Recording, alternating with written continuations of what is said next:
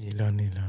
Toujours. Qu'est-ce qu'il a fait cette semaine? Qu'est-ce qu'il a fait cette semaine, Patrice? Ben, c'est pas exactement cette semaine, mais ça fait partie des nouvelles. Elon Musk et Starlink, une histoire de trahison pour 400 millions de dollars.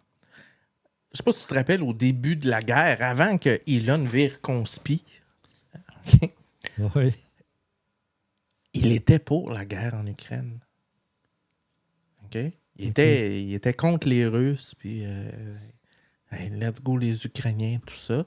Et il avait déclaré au départ, ben écoutez, je vais faire mon effort et je vais vous fournir de la télécom à tous les soldats et l'armée ukrainienne en vous envoyant des secours, puis je vais vous le rendre disponible, mon système Internet. Je sais pas si tu te rappelles de ça. Oui.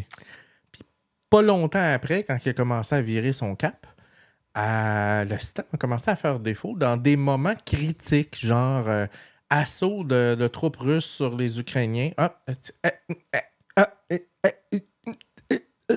Internet s'est mis à bugger.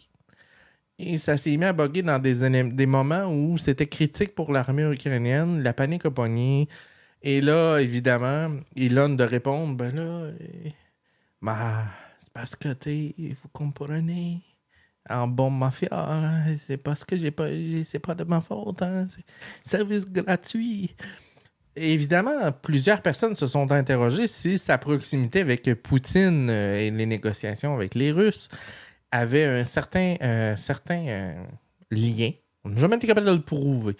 Somme toute, le gouvernement américain paniquait bien raide devant ce qui se passait. Il y a eu une rencontre au sommet avec SpaceX et Elon et a signé un contrat exclusif entre le Pentagone et SpaceX de 400 millions de dollars en disant « Mon petit toi, là, tu vas fermer ta gueule, tu vas donner l'Internet puis tu vas t'assurer que ça marche. » Ce qu'il s'est empressé de faire par la suite. Alors, notre petit Elon s'est enrichi de 400 millions de dollars, Patrice, ce qu'on a découvert cette semaine dans les news avec ce conflit-là. Et évidemment, c'est pas étranger aussi au fait que Elon est de plus en plus près des Chinois depuis quelque temps.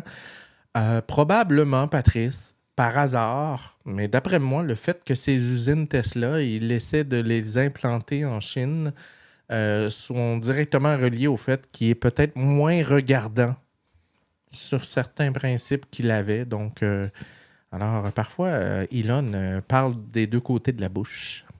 Oui, effectivement. C'est un petit ratoureux. Il est là pour faire du cash. Hein?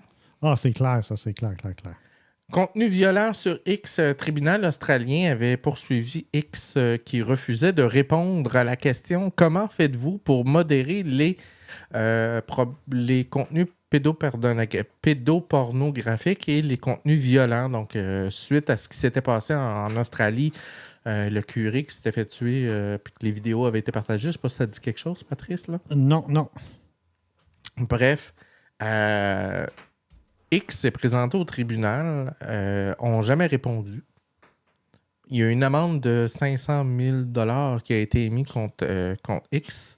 Les avocats se sont présentés la semaine passée au tribunal en plaidant que c'est parce que le nom sur la poursuite, c'est Twitter, puis on n'est plus Twitter. Fait que ça marche pas. Le juge a fait comme non, t'arrêtes ça tout de suite, là. C'est pas parce que t'as changé de nom que tout ce qui s'est passé avant, ça n'existe plus, là. Non, c'est ça, là. Fait que finalement, X a accepté de payer sans tambour et trompette. Évidemment, c'est le genre de nouvelles qui ne passent pas sur X. Vous ne verrez pas ça passer sur son propre réseau spatial, sur son propre réseau social. Et la même chose s'est passée au Brésil. Il a accepté de faire ce que la justice brésilienne lui demandait depuis le début. Cette semaine, ça a été conclu avec ses avocats. Et évidemment, ça, ils n'en parlent pas non plus sur le réseau de X que de ces petits déploiements-là de dernière minute. Alors, cher Elon, c'était la chronique Elon. C'était la chronique Elon cette semaine. Donc...